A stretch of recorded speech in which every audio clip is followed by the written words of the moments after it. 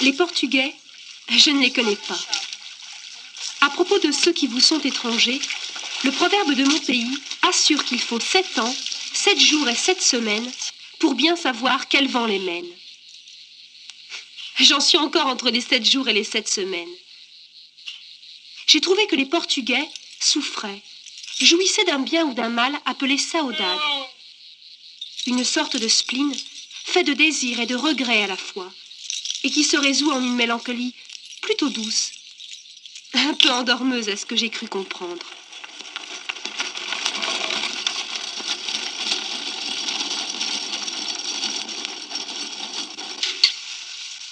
En dépit des conditions naturelles, le Portugal est resté essentiellement agricole.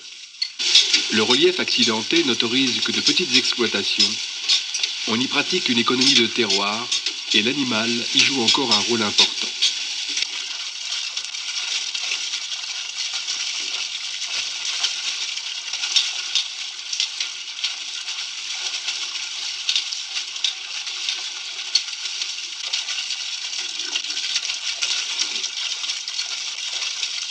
Bien qu'il soit la région la plus peuplée du pays, on a surnommé le Minho le jardin du Portugal.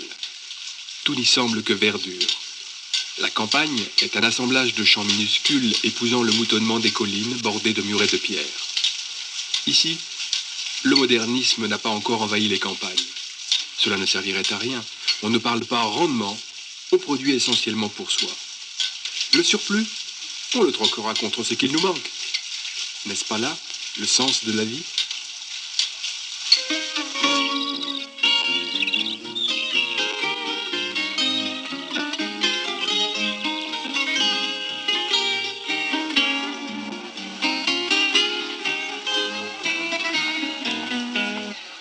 Telles des oiseaux migrateurs, elles arrivent en bande des villages de la plaine. Petit à petit, depuis l'aube, le champ de foire se remplit de couleurs. Des choux, des oignons, des fruits venus des petits vergers que les matrones, le visage buriné par la rudesse du travail, transportent sur la tête.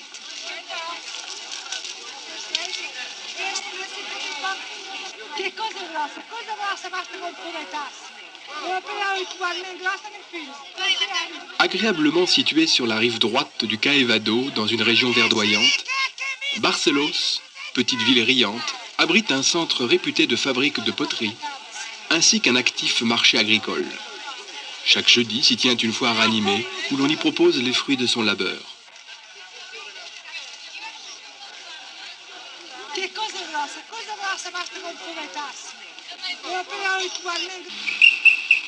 Concurrente de toujours de la véritable capitale Lisbonne, Porto est en quelque sorte la capitale du Nord.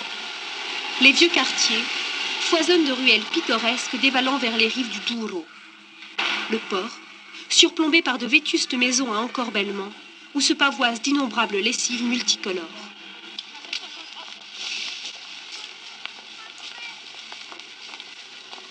De ces audacieux ponts métalliques franchissant le fleuve, Villa Nova de Gaia abrite les quelques 80 chais où vieillissent pendant de longues années les précieux vins récoltés sur les versants du Haut-Douro. Vestige du temps passé, les longues barques ont planté définitivement leur ancre le long de la rive.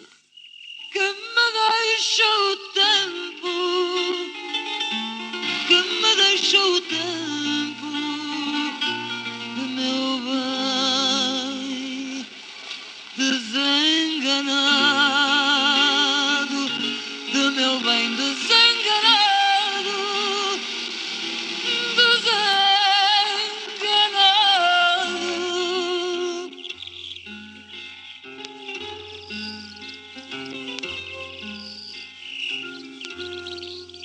1490.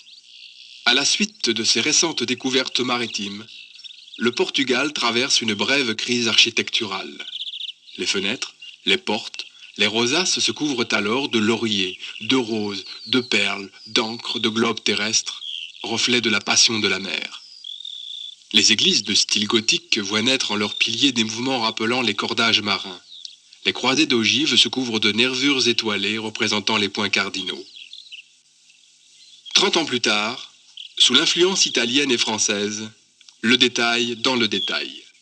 Le manuélin fait place à la Renaissance.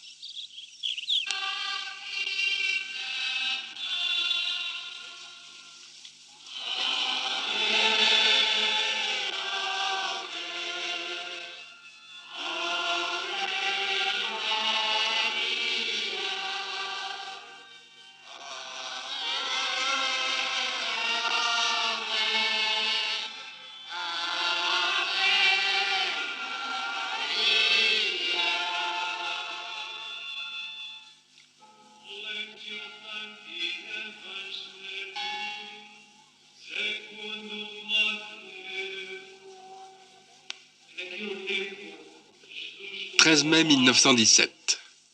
Alors que la guerre fait rage, la Vierge apparaît pour la première fois à Fatima. Elle lance un message de paix. Elle réapparaîtra ensuite le 13 de chaque mois, jusqu'en octobre. Depuis, des milliers de fidèles serpentent les routes pour se rendre à pied au lieu saint. Les pèlerins parcourent alors à genoux l'esplanade qui mène à la chapelle des apparitions.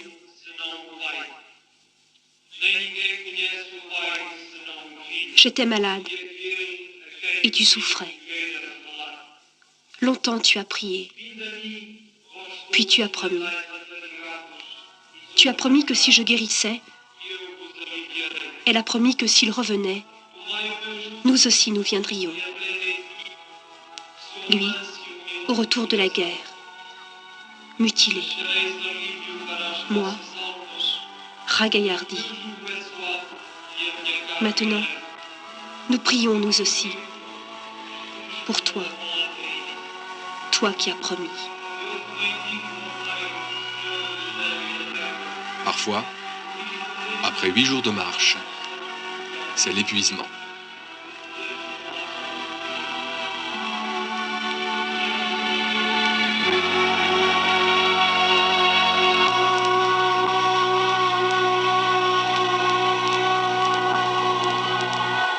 Pointe extrême de l'Europe, fouettée par les vents venus de l'océan, sa Grèce est à l'origine des grandes découvertes maritimes.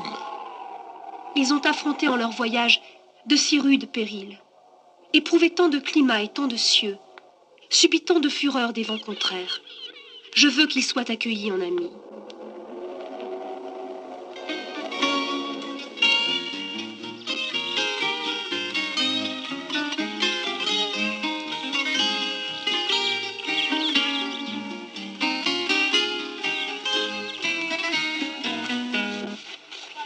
Elles avancent en secouant leurs hanches opulentes. Leurs troncs virils me semblent des piliers. Et quelques-unes, sur leur tête, bercent dans les paniers leurs enfants, qui plus tard naufragent dans les tourmentes.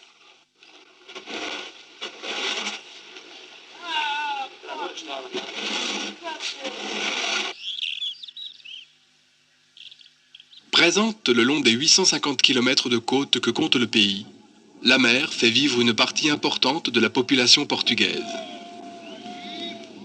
Mais l'océan n'offre pas si facilement ses richesses. Aussi, les familles se regroupent pour lui percer les entrailles.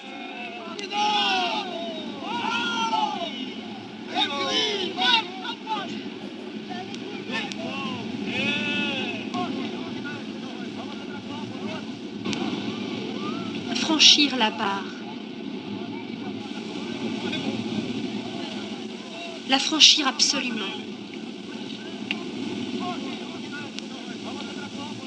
Ne pas fléchir. Ne pas se laisser prendre au travers. Heureusement, il y a les autres. Les autres qui nous retiennent. Jusqu'à ce que la lame nous porte.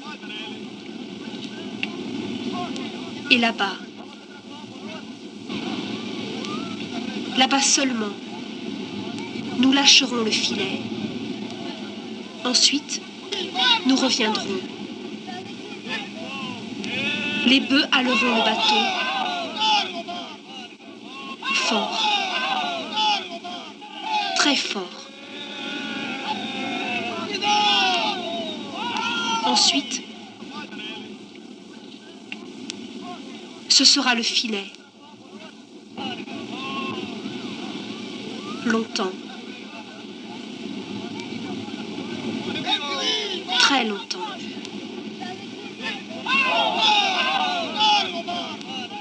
La mer retient ses trésors. Il faut lui prendre. Sans pardon.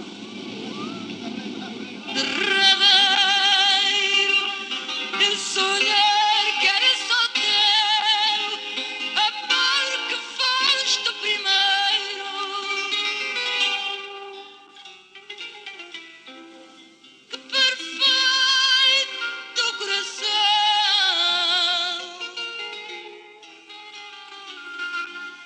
morreria no meu peito.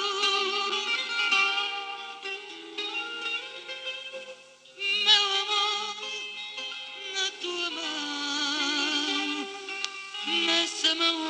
Si la mer a façonné le Portugal, lui a donné une histoire, si le soleil reflète ses couleurs et tanne les peaux, si le fado s'échappe du fond d'une ruelle et vous imprègne des fleuves nostalgiques, alors le portugais vous sourit.